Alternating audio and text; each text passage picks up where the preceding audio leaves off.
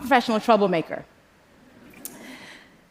As my job is to critique the world, the shoddy systems, and the people who refuse to do better. As a writer, as a speaker, as a shady Nigerian, I feel like my purpose is to be this cat.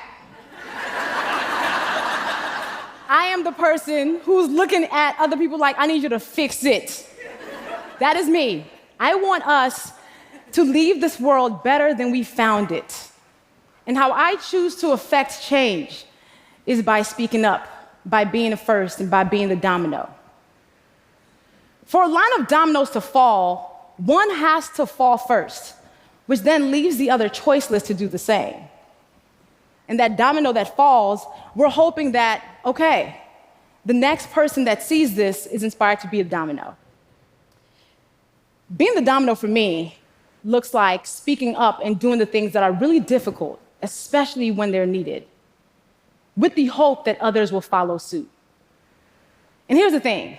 I'm the person who says what you might be thinking, but dare not to say.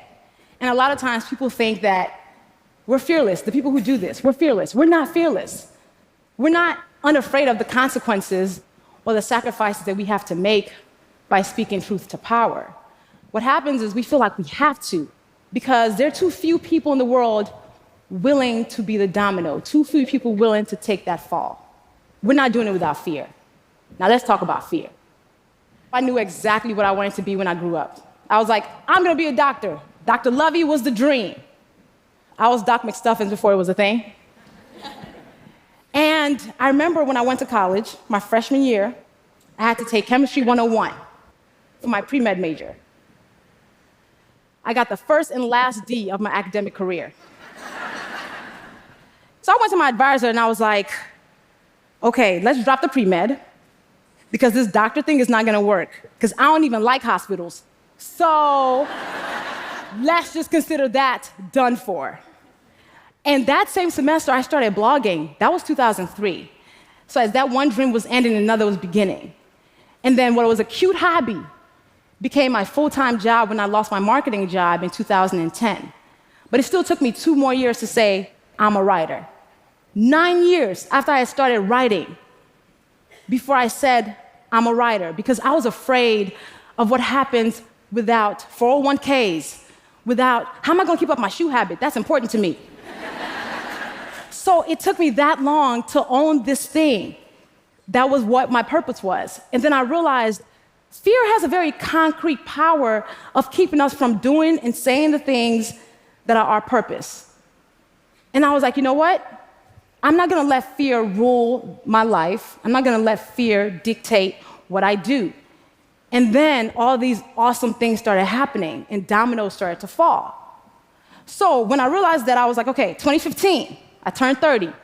It's gonna be my year of do it anyway. Anything that scares me, I'm gonna actively pursue it.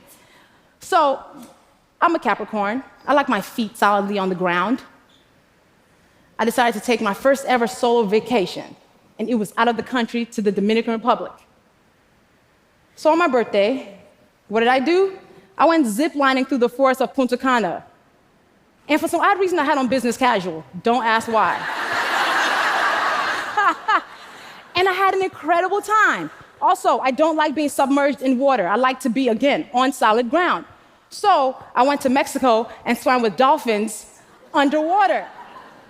And then the cool thing that I did also that year that was my mountain was I wrote my book, I'm Judging You, the Do Better Manual. And I had to own that whole writing thing now, right? Yes.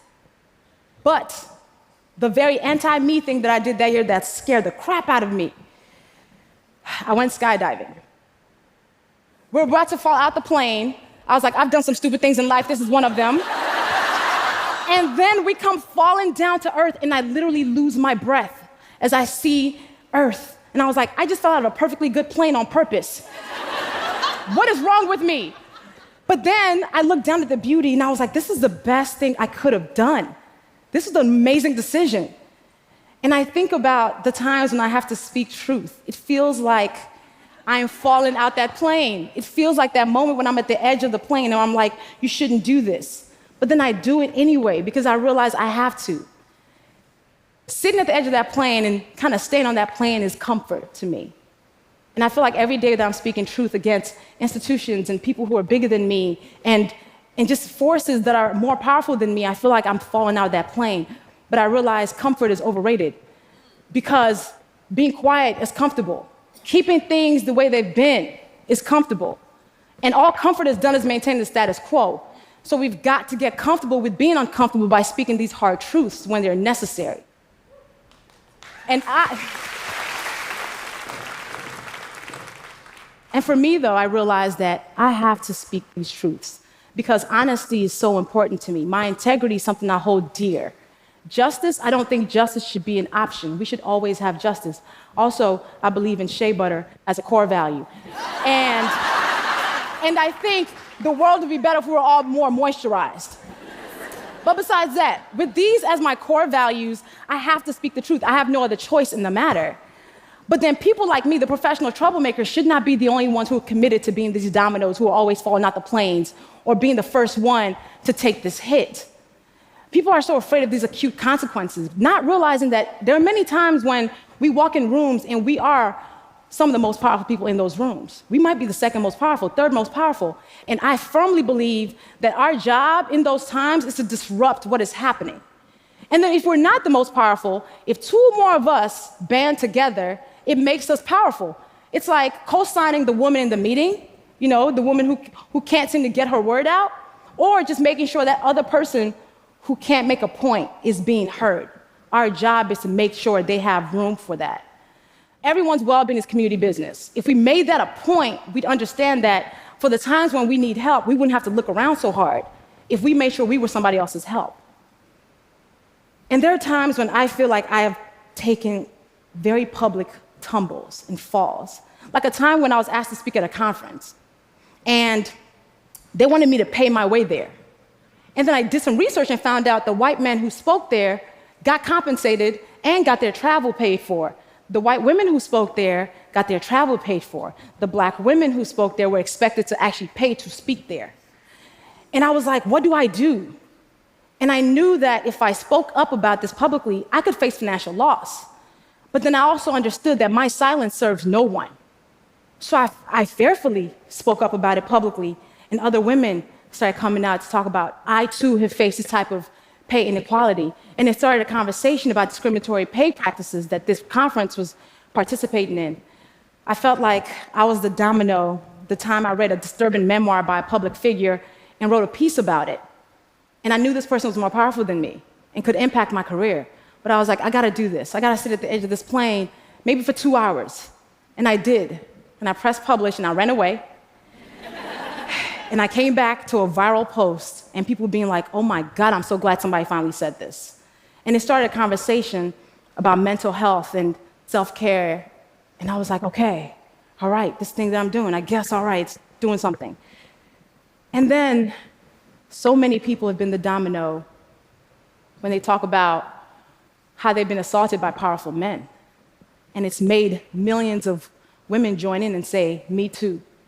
So shout out to Tarana Burke for igniting that movement.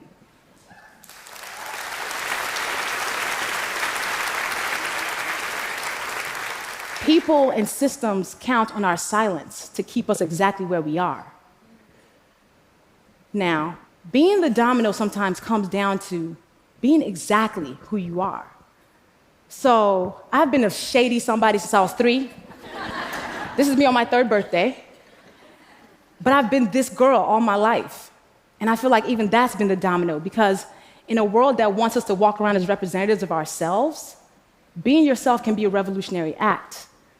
And in a world that wants us to whisper, I choose to yell.